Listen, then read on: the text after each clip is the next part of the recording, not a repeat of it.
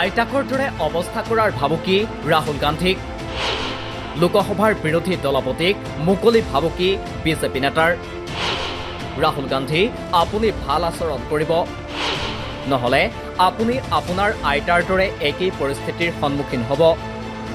লোকসভাৰ বিৰোধী দলপতি ৰাহুল গান্ধীক মুকলি ভাবুকি দিয়া হৈছে। এই ভাবুকি দিছে দিল্লী বিজেপিৰ 3টা কাৰ্যকালৰ এগৰাকী প্ৰাক্তন বিধায়কে। নাম তেওঁৰ তেজিন্দৰ সিং মাৰোৱা। বুধবাৰে কংগ্ৰেছ সাংসদগৰাকীৰ নতুন দিল্লীৰ 10 জনপথৰ বাসগৃহৰ সমীপত এক প্ৰতিবাদী কাৰ্যসূচীত অংশ লৈ আইতাকৰ দৰে অৱস্থা হ'ব বুলি ভাবুকি দিয়ে বিজেপি নেতাগৰাকীয়ে। ৰাহুল গান্ধীৰ আইতাক মানে প্ৰয়াত প্ৰাক্তন প্ৰধানমন্ত্ৰী ইন্দিৰা গান্ধীক কেনেকৈ হত্যা কৰা হৈছিল সেই কথাকেই যেন বুজাইছে বিজেপি নেতাগৰাকীয়ে। राहुल गांधी बाज आजा, नहीं से आने वाले टाइम में तेरा भी वो हाल होगा राहुल गांधी जो तेरे दादी का हाल है। উল্লেখ্য, আমেৰিকা ভ্ৰমণৰত ৰাহুল গান্ধীয়ে যোৱা মঙলবাৰে ভাৰতত শিখসকলৰ অৱস্থা সম্পৰ্কত এক বিবৃতি জাৰি কৰিছিল। এই বিবৃতিতে ৰাহুল গান্ধীয়ে উল্লেখ কৰিছিল যে ভাৰতত শিখ হিচাপে পাগুৰি পিন্ধিবলৈ দিয়া হ'ব নেকি সেই সম্পৰ্কত বিতৰ্ক চলি আছে। শিখ এগৰাকী গুৰুদ্বাৰলৈ যাব পাৰেনে? প্ৰথমে বুজিব লাগিব যুঁজখন কিহৰ ওপৰত। যুঁজখন ৰাজনীতিৰ নহয়। এনে যুঁজ অকল শিখসকলৰ বাবে নহয়, সকলো ধৰ্মৰ বাবে। এই বিবৃতিৰ পাছতেই ৰাহুল গান্ধীৰ বিৰুদ্ধে ক্ষুণ্ণ দিল্লী বিজেপিৰ শিখ কোষ।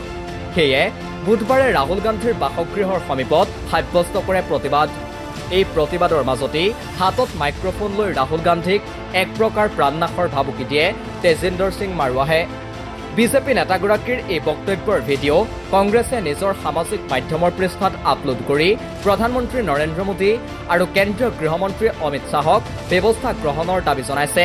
আনহাতে কংগ্ৰেছৰ ৰাষ্ট্ৰীয় জ্যেষ্ঠ মুখপাত্ৰ পৱন খেৰাৰ অভিযোগ, ক্ষমতাত থকা দলে বিৰোধী দলপতিক হত্যাৰ চেষ্টা চলাইছে। ইয়াৰ বাবে দায়ী প্ৰধানমন্ত্ৰী নৰেন্দ্ৰ মোদী আৰু কেন্দ্ৰীয় গৃহমন্ত্ৰী অমিত শ্বাহ।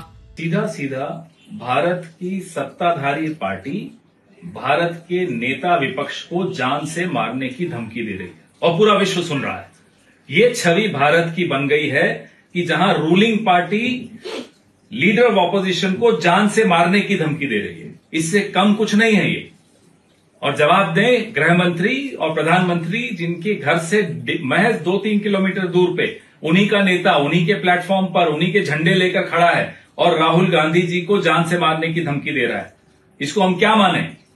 ये सीधे सीधे जिम्मेदारी इसकी प्रधानमंत्री और गृह मंत्री की है। দলৰ এগৰাকী প্ৰাক্তন বিধায়কে লোকসভাৰ বিৰোধী দলপতিগৰাকীক মুকলিকৈ ভাবুকি দিয়াৰ পাছত প্ৰধানমন্ত্ৰী নৰেন্দ্ৰ মোদী আৰু কেন্দ্ৰীয় গৃহমন্ত্ৰী অমিত শ্বাহে ব্যৱস্থা গ্ৰহণ কৰে নে নকৰে সেয়াহে হ'ব লক্ষণীয়। নিউজ ডেস্ক ৰিপৰ্ট, দি ক্ৰছ কাৰেণ্ট।